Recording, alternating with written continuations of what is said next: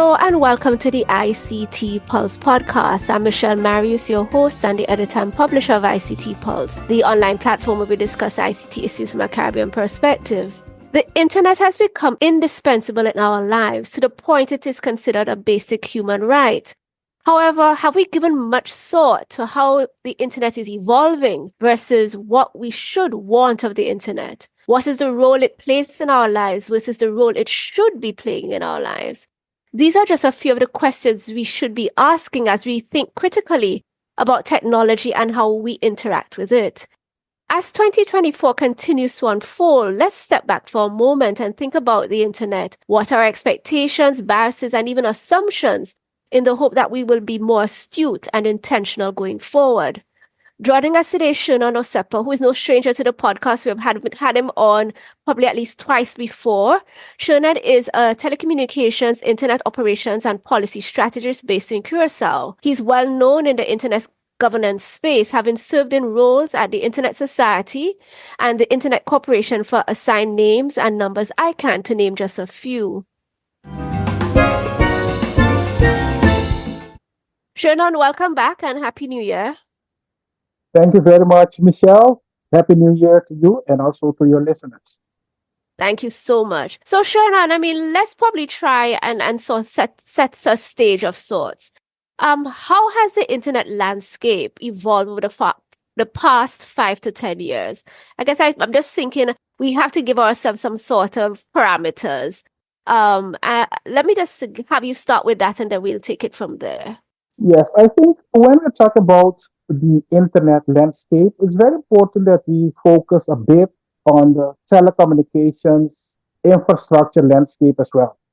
Because if we don't have telecommunications, be it wired, wireless, satellite, fixed, mobile, doesn't matter. If we don't have those, then we don't have internet neither. So it's very important for us to start focusing on the landscape, the telecommunication landscape for the last 5 to 10 years, as you did mention. And we have seen significant changes in the Caribbean, not only globally, but also here in the Caribbean. We still have two big giants that I would call, let's say, the Latin American, um, Liberty Latin America group, under which you will find cable and wireless, flow, all those. And on the other hand, you would find the VHSL group. So these are the two big giants still fighting in the Caribbean. And then you may have on a national level some, let's say, other regional or smaller telecommunications operators. For example, in Suriname, we have Telesur, that's still a state-owned company. And in Aruba, we have Setar, still state-owned. So that's basically, let's say, very high level, the landscape that we are seeing in the Caribbean.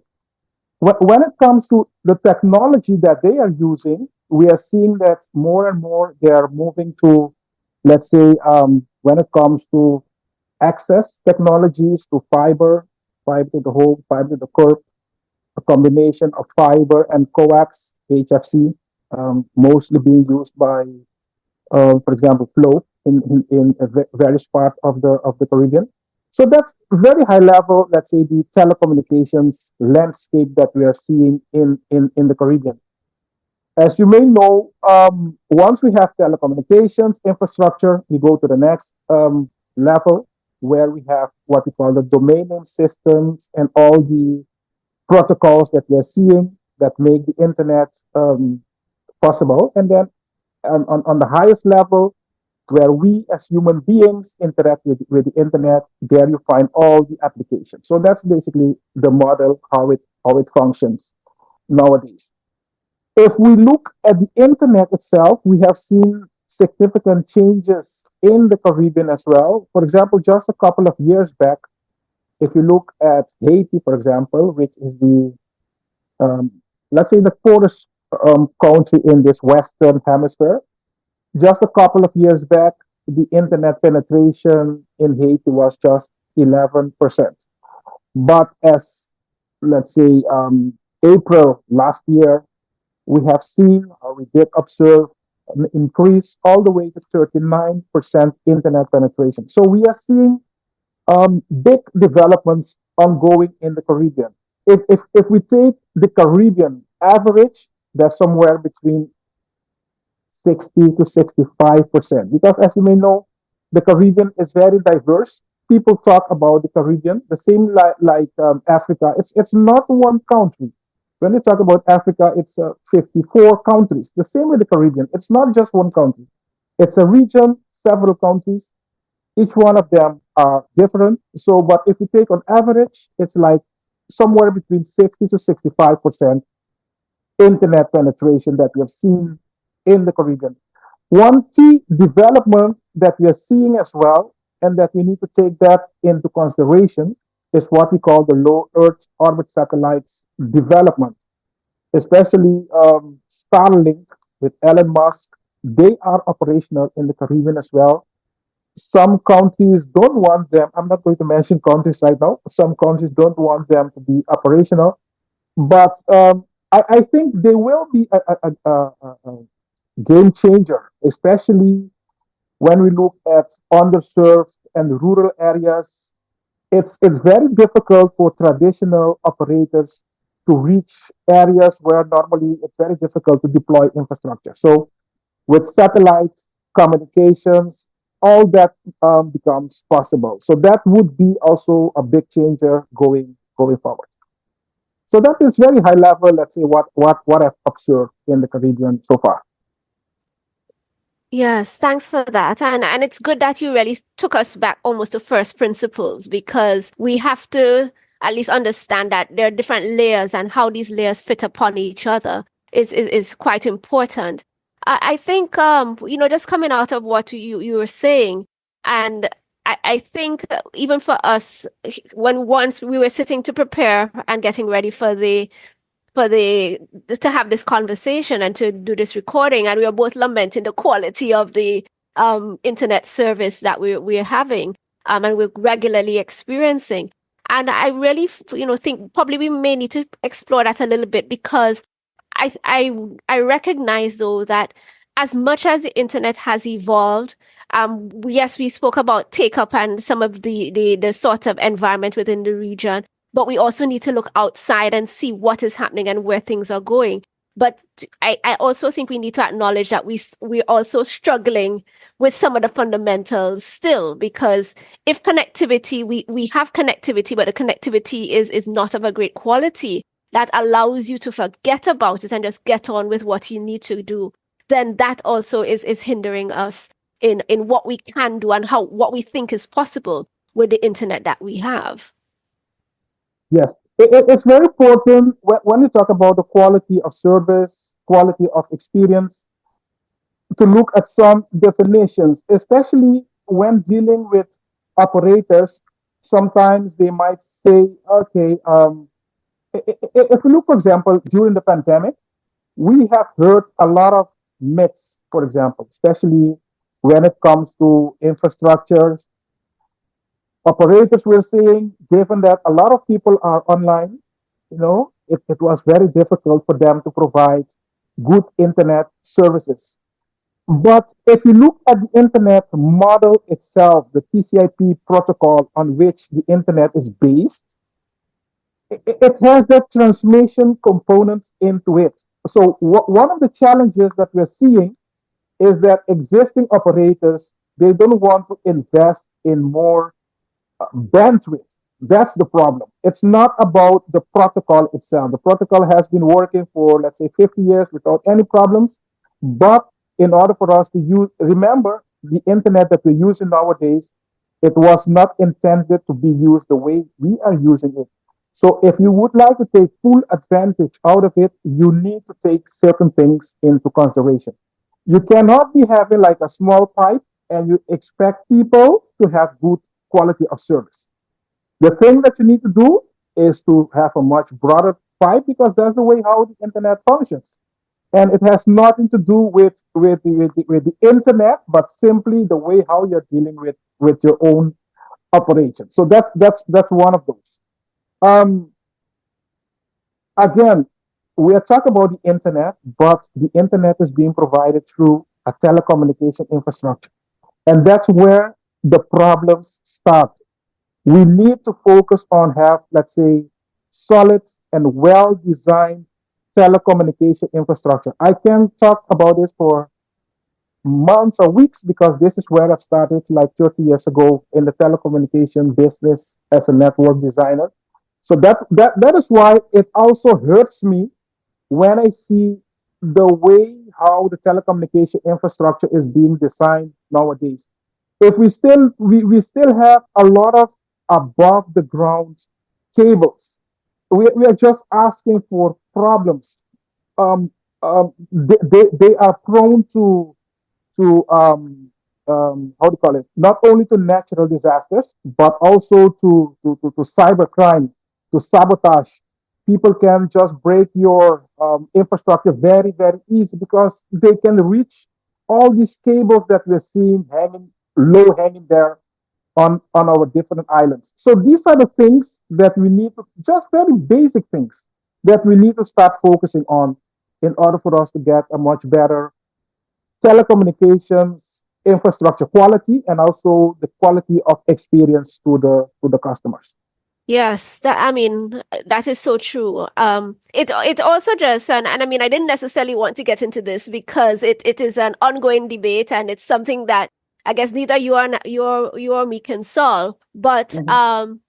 because the telcos have been advocating that some of the major content providers which we access, so whether it's the YouTubes and the social media, Netflix, etc., should be contributing to the upkeep of the infrastructure in the region, and that has been an ongoing debate probably for the last 5 years at least. But what are your thoughts on that?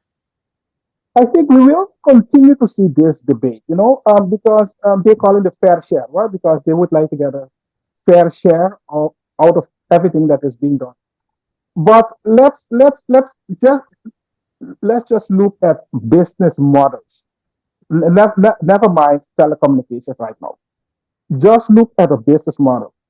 If you are providing a service, basically the price that you're asking your customers, within that price you should have all all the components that can cover your cost. So that's very basic economics and the way how you um, how you put a given price when you're charging people for your services. So if you're saying the price that you are asking your customers, it's not enough to cover all your costs, there is a problem somewhere. There is a problem somewhere. If you're asking someone a price for a given service and you cannot cover all your costs based on the price that you're charging your customers, there is a problem with that model that you're using. So again, I would like to keep it very high level, but from an economic point of view, there is a problem with that. I have seen this debate ongoing, and it will continue to go there to remain there because the content providers they're telling you also, okay, we have been investing a lot. We are providing all kinds of services or whatever. So, of course, we would need a bit more time to have a deep dive on this. But very high level, I think it's very important for us to look at the business model that we are using. When we are charging people for something, um, we need to look at the business model. And I just would like to keep it like that. And maybe another time, when we have a bit more time, we can look at all the details of this debate. Indeed, indeed. I won't fan the flames anymore. But Shannon, let's then now just sort of pivot a little bit and talk about the trends. So if you have observed any sort of trends, technological advancement that are shaping the internet today, it may not necessarily be limited to what's happening in the region, but outside, I mean globally, that of which we should be aware, and therefore we can probably begin to see how we ought to be positioning ourselves moving forward. Yes, I think all of us, in one way or the other, we can agree that artificial intelligence has been putting a big stress on the way how we look at things. The internet, remember, we do have two worlds. We have, let's say, the virtual world, the whole internet world, and we have the physical world where we are living. And those two worlds are coming each time closer and closer to each other with augmented reality, artificial intelligence. So I think, generally speaking, this is one of the areas where we have seen and we will continue to see significant development ongoing. So the question that I think that we should ask ourselves, what are we going to do about it? So how can we be better prepared? It's not going away. So how can we prepare ourselves and also to take advantage out of it?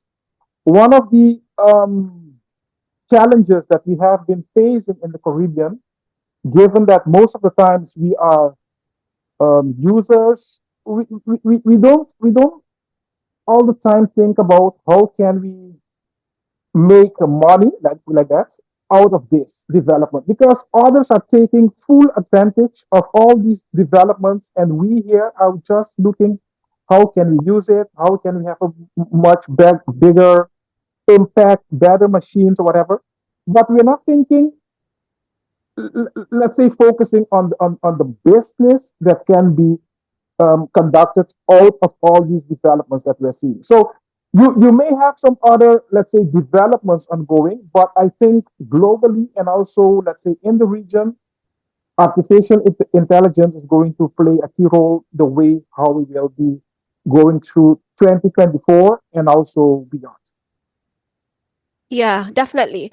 But I think I mean, from now looking at a Caribbean perspective, as you're talking, I mean, I think artificial intelligence is the elephant in the room, so to speak. But we also, I was thinking, um, Internet of Things. Now, granted, Internet of Things has been with us for at least 5 years, but I don't think that even here in the region, we understand what it is about and the impact that is going to have. And even for the telcos and the whole bandwidth concerns that they have, once more, all of our devices come online and are connected to the internet. I mean, there's going to be a significant demand on the capacity that exists. But are we seeing and understanding what the Internet of Things could and should be doing in our lives, and the policies that need to support that? I don't think we're beginning to think about those sorts of things. I don't know if there's any others you might wish to share as Yes, well. yes, I agree with you. I didn't mention Internet of Things because I agree with you. It's relevant, given that we have been talking about it, let's say, for the last years, and you were talking about, you didn't mention it, but in between the lines, I did read, let's say, new trends. That's why I didn't mention it, because of course, Yes. Internet of Things is very important. Cryptocurrencies, that's also one of the topics that we have been discussing for a few years now. Yes. So that's why I didn't mention it. I just focus on one of the last ones that we have been focusing on. A couple of weeks ago, I did attend a global cybersecurity conference in Accra, Ghana, Mm. and I did represent CTU at that event. And one of the other, it's not part of the ICT's world, but one of the other challenges that we're seeing is the security when it comes to renewable energy, because that's a way where we are heading. And I mean, it's not part of the ICTs as such, but we are seeing a lot of, let's say, attacks when it comes to cybersecurity being conducted on critical resources, of which that whole power companies, they are very key in that regard. I live in Curacao. Just yesterday we had a uh, you know, some power outage. Okay, I don't want to focus much on that. But okay, in any case, this is becoming a very important topic. So while we are focusing on the internet, we need to start focusing on renewable energy as well, and especially the impact that it may have for for cybercrime. Remember, the cyber criminals, they are just expanding their working area. And each time we develop new technologies, that's an opportunity for them as well. So I just did mention it because we did focus a lot on this on the global conference that we attended a couple of weeks ago. So that's why I think we here in the Caribbean should also start looking at these areas because they will become very important in the near future. Yes. I mean, I'm thinking though, I actually saw a documentary yesterday about some of the advancements that are happening within the renewable energy space. And certainly one of the things that I think is triggering, based on what you're saying, is just the fact that a lot of the impetus for cybercrime is money and payment and trying to extort something from another.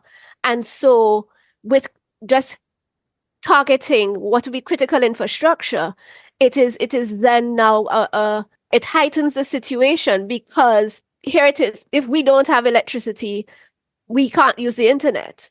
Mhm. And because we are continuing to rely as much as we do, our societies almost will not function if we do not have the internet.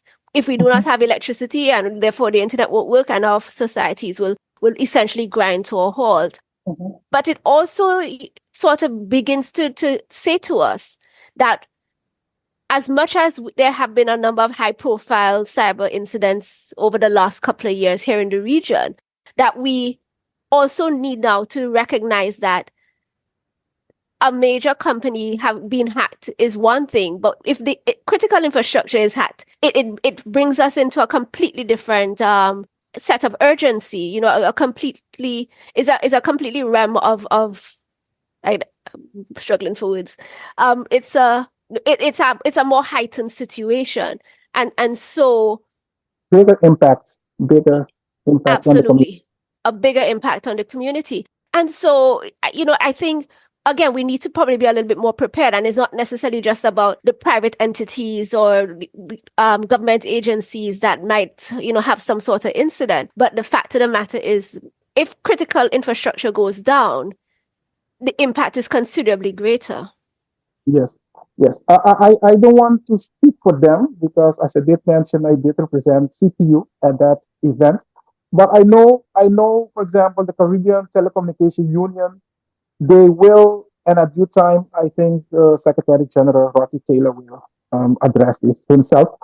But I know they will be focusing on let me call it a holistic plan, whereby they will be looking all the way from legislation to compliance and everything that is in between. Because most of the times we look at one or two areas, but we don't address all the challenges looking at the whole chain.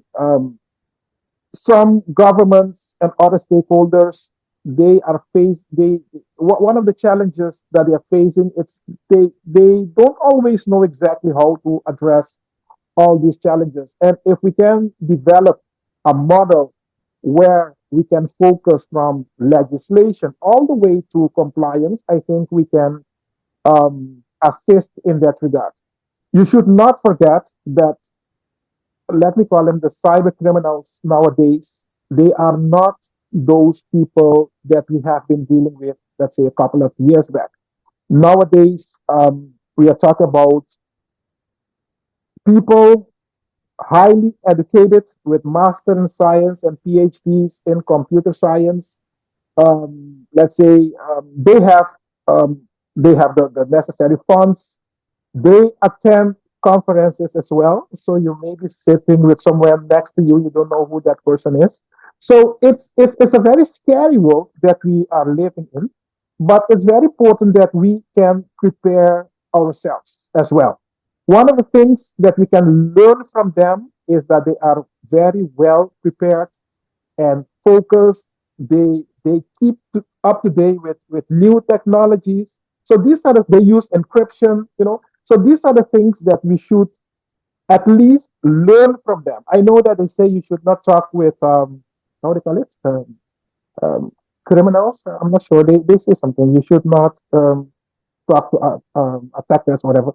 But we should learn from them. Try to find out what are they doing. If we just continue to do things the way that we have been doing this will be a lost battle. We need to try to learn what they're doing, and then based on that, develop our own strategies that can at least help ourselves. Um, it doesn't mean that no one is going to attack you because this will happen.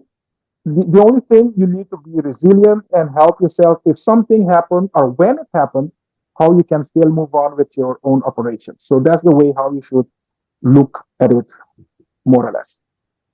Yes. Um, okay, so let's probably also look at, and we, because we've touched on quite a bit of stuff. If we all agree that the internet is integral to our everyday life. In terms of, let's say, we can focus on the individual, but then I want us to probably move out from there. So the individual, maybe private sector organization, public sector organizations, countries as a whole. But starting with the individual, how do you see us, how we use the internet versus how we should be using the internet? Do you know what? I have been discussing this last week in a session that I was with a few other, let's say, people. One of the challenges and I think opportunities that we may have in the Caribbean is to start because you're talking about individuals. We should promote more our what I call the country code top level domain names. We should promote them in order for the locals, especially the youth, to start using them and let them use their imagination and their skills to develop, let's say, new services or whatever. If you look at other, let's say, big countries, they are using all these country codes, to promote local or regional internet economy. And we are just, you know, again, we are just consumers, we are users, we are not producing anything. But just imagine what would happen if you give someone, a young person or someone who's very skilled, give them those local country codes in their particular country. They will be proud of what they have been doing in the country. You may have someone in Jamaica, in this particular case, using .jm. They start competing with each other. Okay, instead of being on Instagram and Facebook all the time and doing gossip and those kind of things that are not always meaningful, give them some tools that they would be proud of. This is something attached to my country. I have a fellow sister or brother in Montego Bay or whatever. We can compete with each other. So I think this area is a bit underutilized, and we can or we should start focusing how can we use our country codes for more productive things. And we do have a few good examples in the Caribbean. If you look at Puerto Rico, for example, .pr, it's a good model what they're using. Antigua and Barbuda, also .ag.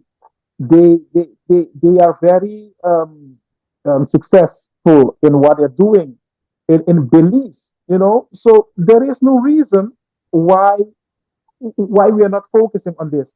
In Anguilla, for example, nowadays everybody's asking for a .ai, and for the last because that's the country code of Anguilla, for the last let's say 10 months, they although they didn't expect it because they haven't been focusing on it, given the number of requests for .ai, Anguilla got almost like 40 million US dollars just by issuing .ai. So these are the things. Okay, they got an advantage because everybody would like to have .ai, but we can also start thinking how can we use our country codes to promote our countries more, and also how to to trigger our youth to start using the local domain, and more equally important, to develop the local internet economy, because that local internet economy, you can develop it once you have something, once you have a national resource that you're proud of, that you say, I'm going to use this, I'm a Jamaican, I'm a Surinamese or whatever, so, and then you can be proud of what you're doing and produce something. And that particular thing that you did produce, then we can replicate that to the wider Caribbean. So you did ask about on individual level. I think there is where that's one example where I believe we are not focusing much on it, but I think there is a huge opportunity for us to focus on the country codes that are underutilized. Absolutely. And just a couple of points, because I really appreciate you talking about the country code top level domains. And we had a full conversation with Carlton Samuels and Lance Hines last year on it. But just to say a few things, because people might argue, rebut to you saying, but we're on social media, so we are creating content. We are content creators. Why do we need to set up our own websites and do that element when there's a cheaper way that we already know and we're already using to access the internet and to create content? Yes, nowadays you are using, let's say, for example, you did mention Facebook. You're using it, but someone else did create that whole thing, and now you are using it. So you're making them rich. All that money is going, talk about fair share, that money is going somewhere else. That money is not staying in our jurisdiction. You're just making someone else rich. So why don't you use your skills, your expertise to develop something, and then to let them use what you have been developing, and at least some of that money will stay here in the Caribbean as well. If you look at the first search engine that we had, that was developed by someone in Barbados, Alan Emtich, if I'm not mistaken. That's his name. So he did create the first search engine in the whole world. I mean, if you look at Google nowadays, it's much more powerful, of course. But that idea, someone in the Caribbean had that idea. If you look at some other, I don't want to focus much on it right now, but we have seen, for example, online casinos ongoing in Antigua and Barbuda, the dispute with the US for so long regarding that. Um, offshore, the offshore business that we're talking about, I'm saying that that was created in Curacao, for example, and then from Curacao exported to the globe, and then finally the U.S. and others decide, okay, this tiny small island, they're making too much money with this, so we need to stop this.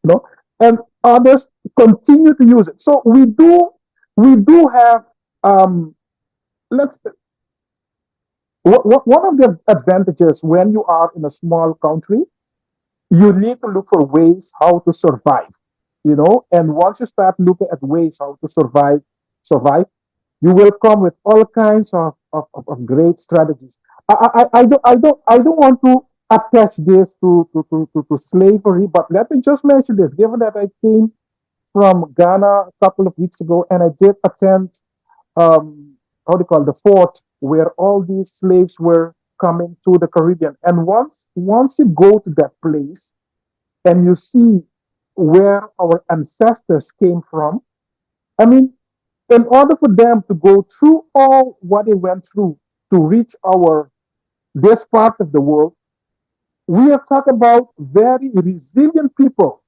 Because in order for you to survive all that trip, okay, long story, and also all the humiliation once on these islands, it's we are resilient people. So we need to start using our skills in order for us to develop our own countries. And that is why I'm saying I would like to turn it around.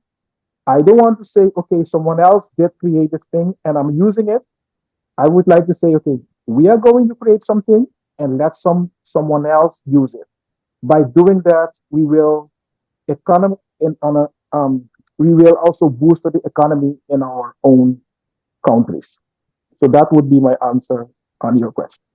Thanks. And I fully agree. As you're talking, I also certainly I haven't been to Ghana and certainly haven't been to the to that point where you're that location that you're trying to explain where the slaves were kept before they were boarded on the ships.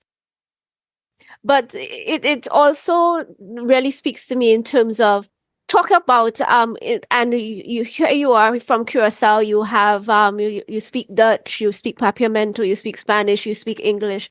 And so I wonder about just language and culture of the Caribbean and the diversity of that. And, whether or not, I certainly think I know what your answer is going to be, but I'll still ask it in this way. Do you think we have given enough thought and action to content localization on the internet? No, a short answer, no. No, because I mean, if you look, most people especially in this part of the Caribbean, where I mean, English is let me call it the dominant language. So us who speak, let's say, Papiamento and Dutch and maybe Creole and other smaller languages, we don't always get all the attention that I think that is important. But I think it's important to and I think I'm a good example of this because I mean I defend myself in English, but still sometimes you will miss certain details that I mean you will struggle with that particular detail because you are not a native English speaker, or maybe native Spanish and native French or whatever. So that example goes for all the other languages as well. So I think content localization it's very important because it will give, let's say, us, for example, who are in the minority, we can also develop our skills when it comes to our own local language. And once people can defend themselves better in the local language, they think in the local language, they can also create content better. And once they have created the content, we can use technology to translate those contents to other languages. But the way, if you look at UNESCO, I mean, as a small kid or whatever, girl, whatever, you start thinking in your own local language. So we need to get the opportunity to use our local languages, and not only local languages. If you look at the IDNs, internationalized domain names, we in this part of the world we are using the Latin scripts, right? From 0 to 9, A to Z or A to Z, depend which version of English you're using, just to play a bit around with the language. So, but in other parts of the world, for example, Chinese, Russia, Arabic world, they're using other characters, So, but those persons, they too need to take advantage of the internet. So it's not only about a language, but it's also about the scripts that you're using, So it goes hand in hand. And at organizations such as ICANN, they put a lot of attention on these IDNs, internationalized domain names. So I think yes, to answer your question, content localization is something that we in this part of the world, and I think Curacao, Aruba, Bonaire, especially those three ABC islands, let's say that speak, let's say Papiamento and also with Dutch, they can take advantage of these. I mean, someone from one of those islands, I believe, should take the lead on this because they understand that whole discussion regarding all these different languages. In Suriname as well, they have Dutch as well there. But someone from one of those countries should take the lead on that to make it successful. Indeed. And I mean, I'd like to also add that I think the language is one thing, and especially for what might be the Creoles that have emerged across the region, because increasingly we need to communicate in English or what would be one of the formal and international languages.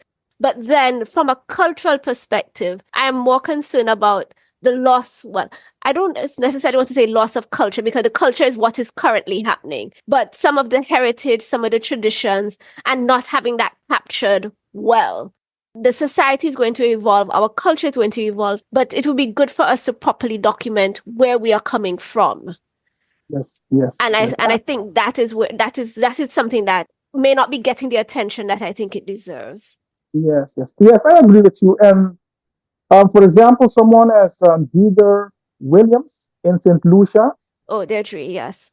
yeah, she's very much interested in this kind of discussion. So I think maybe one day we can have a discussion with her, and also to listen to her, let's say, her ideas regarding how we can address all this. But I agree with you. This is a very important topic, especially for us who do not have English as our first language. Yes. Yeah. But as I said, it goes beyond that, because Mm, what was Curacao like 50 years ago? How did people live? What were the traditions? What might have been some of the thinking at the time?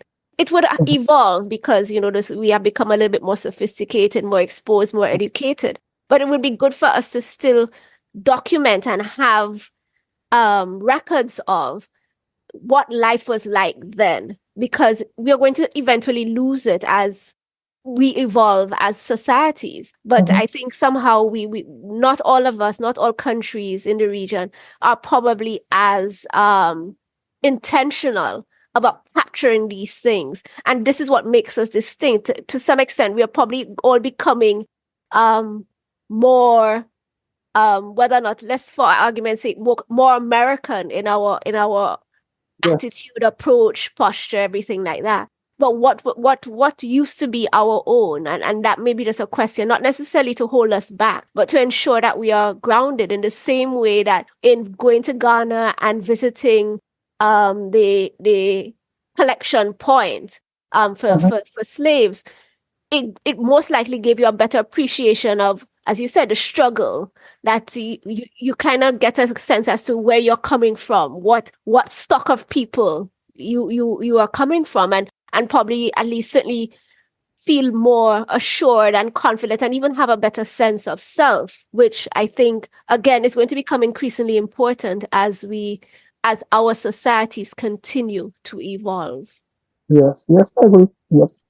Okay, so again, pivoting a little bit again, and probably let's talk about, I guess, some of the fintech segments, because here it is from an internet perspective. A lot of us are shopping online. We are ordering lots of stuff from major platforms, which are then have goods imported into our countries. However, e-commerce is still underdeveloped in many of our countries. It's difficult for a small business, an online business, to get some sort of online merchant account from the local banks to allow them to conduct business online, to receive payments online. So, but sorry, I want and one of the things that I think is critical. I mean, I've spoken with bankers about it, and they talk about the challenges and the constraints under which they work. But there's also an issue of trust, or I guess the lack thereof. What are just your thoughts on, let's say, e-commerce development, and even some of the fact of the matter is that many of the basic fintech segments are still underdeveloped in the region. Yes. Yes. As you did mention, trust is very important. I mean, if you look even in the real world, if you don't trust someone, you would not do any business with that particular person. So let's be clear on that. Trust is very important. And given that we are in a virtual environment, online world, that you don't know who you are dealing with, this whole trust thing will become even a bigger challenge. So I can understand why there is that whole hesitance regarding trust in that fintech world. But going to basics again, even some, let's say, let me call it, what would you call it, the country code. For example, if I would like to buy something online, I'm from Curacao. It's not always that I will find, let's say, that Curacao there. You know, I would still find, for example, Netherlands Antilles, which was dismantled like 14 years ago. So so and this will bring an additional challenge for us here in Curacao. I mean, there are ways how to deal with this, but I'm just mentioning it because it's not the whole world that does know that you may have an island called Curacao. Whatever. So they don't have us listed there. So there are ways how to deal with this, and I think those involved should be dealing with this. But and this is even a lower level than this whole fintech that you're talking about, because if I'm not non-existent online, because that is what it is. I'm not existent. People cannot find me. So how am I going to do any business? How are people going to trust me because you don't exist? So again, we do have some challenges in that regard, and I think we need to look at them in a holistic way. We have been discussing those, but we need to start with the very basic things to be what do you call it? People should be able to find us. They should know that we exist. And once we have that in place, I'm talking now about my own location where I live. Once I have this, I mean, I should be able to open a PayPal account, those kind of things. Some places it's still an issue. You cannot open PayPal account. So what are you talking about? So we need to start to have the basics in place. And once you have the basic in place, and then you can start talking about the more high level stuff. Let it be like this. So very how do you call it, broad, holistic way. I think I hope that I did answer your question where I think we should go. But I think we have a key role to play. We do have some key regional organizations. Carib NOC has been promoting this Caribbean Network Operation Group within CARPE, Caribbean Peer and Interconnection Forum as well, CTU as well. So I think we should continue doing what we are doing, and also identify some key stories, key success stories that people can share with others. Because if you don't have key success stories to share with others, and then people will still think, okay, that's something that doesn't belong at this part of the world. But we should come with some key stories, people who were successful in what they were doing, and then based on that, I think we can have that conversation ongoing, and not only ongoing to see some meaningful outcome out of these discussions. Okay, but Shernon, I guess there are two things. One is my own mistake because we were supposed to talk about the internet, how we use the internet, how we should be versus how we should be using it for the private sector and countries. So we'll do that in a moment. But then focusing back on the whole issue of trust and e-commerce, I think we're looking at trust and not appreciating that there are trustless systems and technologies available that we can use to help us to deal with that whole trust issue that we have, but we don't seem to be leveraging that. So the whole issue, let's say, of blockchain, that is supposed to be a trustless system that that you can build in the protocols and rules that you want to be followed. So you're not necessarily depending on the kindness and integrity of the people involved to facilitate honest and transparent transactions. So I think there is that.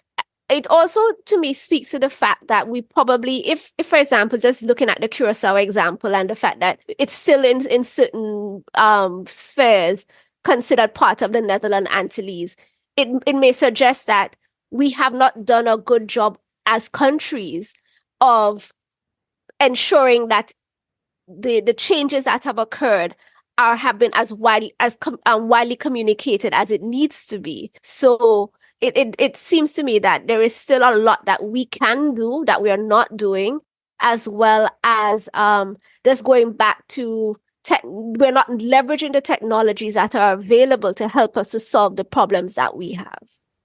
Yes. And I'm glad that you did mention this whole thing about QSL because and that it is online because it will give me also an opportunity now to speak with the relevant persons to have it addressed. So thank you for that. You're Yes. most welcome. Happy to help.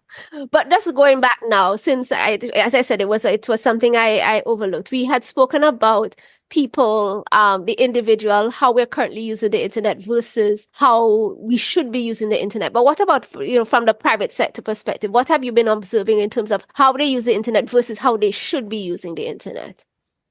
Yes. Again, it's the same thing. When you look at the private sector, it all depends what kind of leadership you have. Because if you have someone who is very passionate about technology, he or she will make sure that they use technology to promote their business. If you have someone who is not technology savvy, of course he or she will not be doing that. So that is why I did mention that whole country code top level thing because I believe it's one of the ways how we can promote our products, let's say, on a global scale. And not, I mean, you can have a website, as you did mention, but when you use your country code top level domain name, it's your digital identity. It's your online digital identity as well. So the same as you may have as you promote in Jamaica, for example, with Usain Bolt, etc., etc. When you use your country code top level domain name, you're promoting your country on the global scale on digitally. So that is why I think we should be using it. And I, I I'm mentioning this because I do have some ideas that I'm talking with some people in order for us to start doing this a bit more. But the other part is, to me, it's very straightforward. I mean, the same way that you're doing your business, they are experts. They know how to conduct their business. Once you know how to conduct your business, it's more like the marketing strategy that you're going to use. The so 4 P's that we are using: product, price, place, promotion, and then based on that to promote your service. So to me, that's very straightforward. The technology is there, whether you know if it exists or not.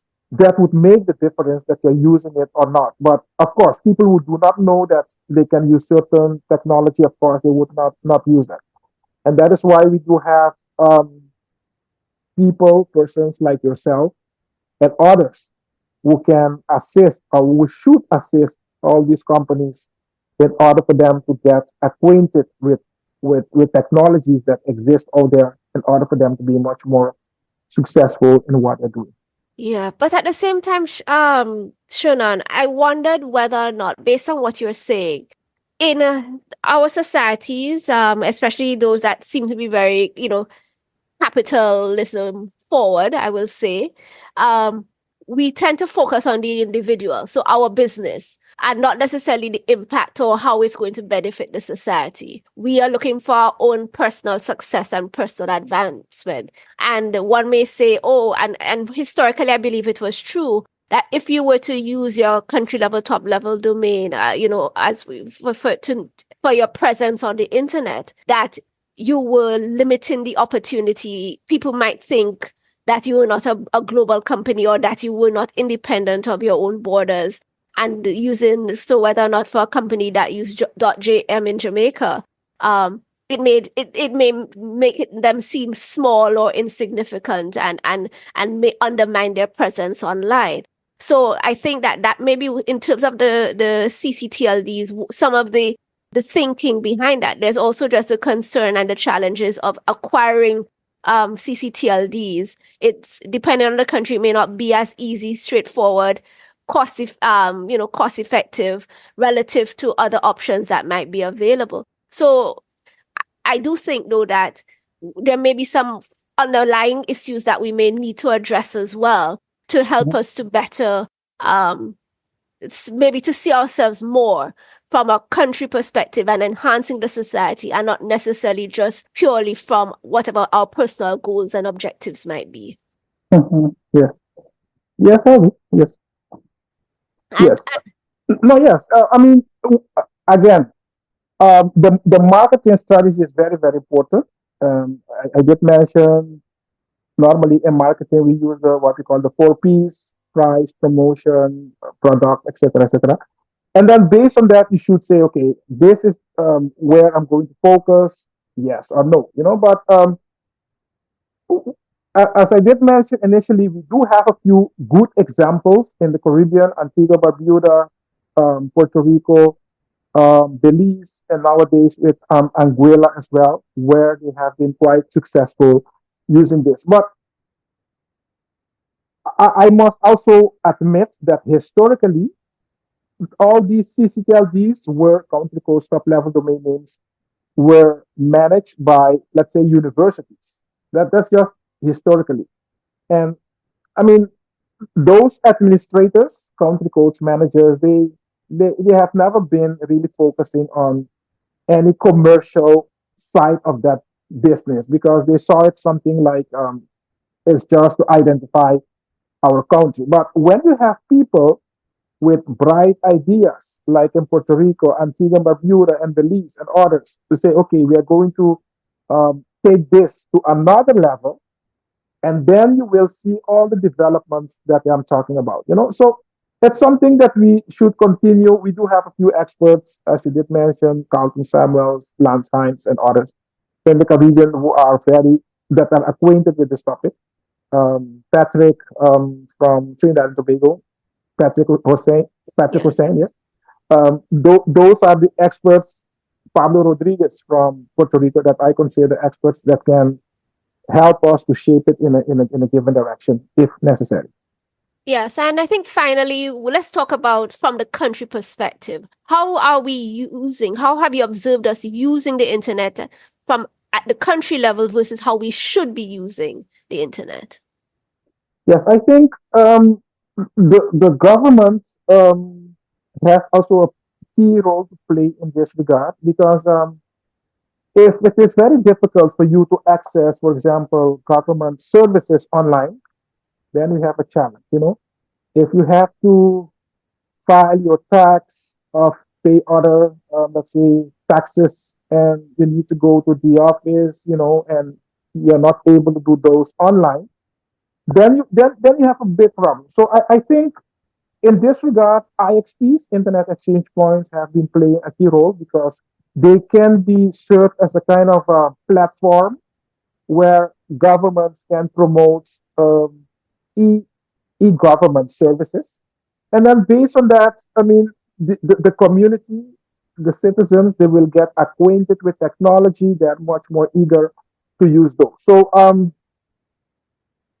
of course, there are other players as well, but I think governments can play a key role by promoting e-government services in their particular countries. And once because you may have people who are very internet savvy, they're doing their thing, but they still need to go in a queue at the tax office or other offices to pay certain taxes. So and we do have multiple examples of other places, so we don't have to invent the wheels ourselves.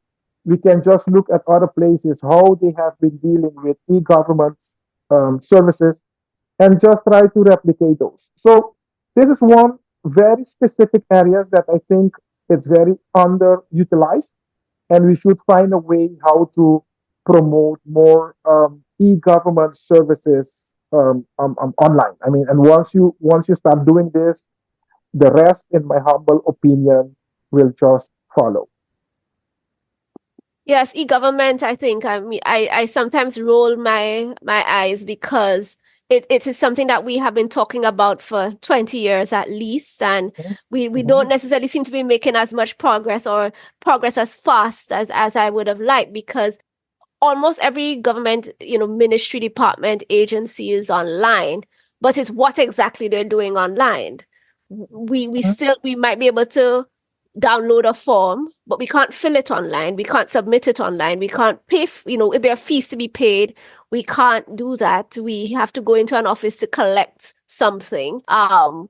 So I think that there's also this whole issue of the productivity element. We're not looking and seeing the extent to which the internet can help us to be more efficient, Mm-hmm. effective, and some of the challenges that we may encounter and are currently experiencing and may not even realize that we are. So, for example, oftentimes you're required to go in with an ID to collect a document, to submit a document. But in this day and age, it is easy to forge documents. And here it Mm-hmm. is that what you're ultimately doing is you're relying on what somebody sees to tell them that it is true. That the picture that is I'm looking at in terms of this ID card and the person standing in front of me is one and the same person. But Mm-hmm. that may not necessarily be the case, or the ID itself may be forged, and we don't have the ways to do those sorts of verifications, and the options that technology can give us, we are not eager to pursue because we still trust what we see. And I Yes. think what we are realizing increasingly where the internet is concerned, especially when you think of things like phishing and some of the whole, the ways in which breaches occur, data theft occurs, is the fact that we trust what we are reading, we trust what we see, we trust that we're going to the right website, etc. And these are the things that are making us increasingly vulnerable. Yes. Yes. Especially, for example, customer data and privacy. That's very important because I mean, you need to have your laws in place because, again, to discuss this whole trust thing, if people don't trust that whole environment, I mean, we do have a big challenge. So we need to start having those laws in place with all these data protection, how you protect consumers, and once people start trusting the systems, and they are much more eager to to go in that particular direction. But again, as I did mention, the government has a key role to play, or they can play a key role in this regard by start to promoting, let's say, e-government services. As you did mention, we have been discussing this for the last 20 years. But I do hope that this year we can see a bit more significant progress in that regard. Yes. Yeah, so true. I mean, I'm hopeful. I'm continuing to be hopeful as we recognize that the internet is such an amazing tool, but we really need to be leveraging it more than we think. And Yes. and probably faster than we think because it has evolved so much and we're still quite behind in terms of how we're using it and how we're integrating it into our lives. And so there can be a sense that we're trying to straddle what might have been the traditional way of doing things versus the way that technology may require us to do certain things. And therefore there are lots of gaps that have emerged, which I guess we need to address. So whether using technology to better address them, etc. But it is a conversation I definitely think we need to continue because we could only just scratch the surface. There are so many things that I wanted to ask or to throw out to you and have you respond to, but we're really up at time for today. And I would just invite our audience to begin to think more deeply about some of these questions. We certainly didn't tackle it all, but it may be something to start to have the conversations within your own circles to see how best we can, move forward, and based even from the individual, the organization, as well as the country level. There are so many different things that we can and should be doing. So Shernon, thank you so much for joining us. And happy, I guess, best wishes in terms of what is to come during 2024. Yes, the pleasure is mine. Thank you very much, Michelle. Let's keep in touch, and I'm sure at the end of this year we can say that this year has been better than last year, especially when we look at what we have achieved technology-wise and other wider developments. So thank you very much, and also good luck with your program. Thank you. That's it for today's episode. Thank you so much for listening to the ICT Pulse podcast. You can find links to some of the things we talked about on our website, ict-pulse.com. The music is from the composition The Last Word, We Ma Cherie by Andy Norell. If you like this episode, please show your support by leaving us a 5-star review, as it will help others find the show.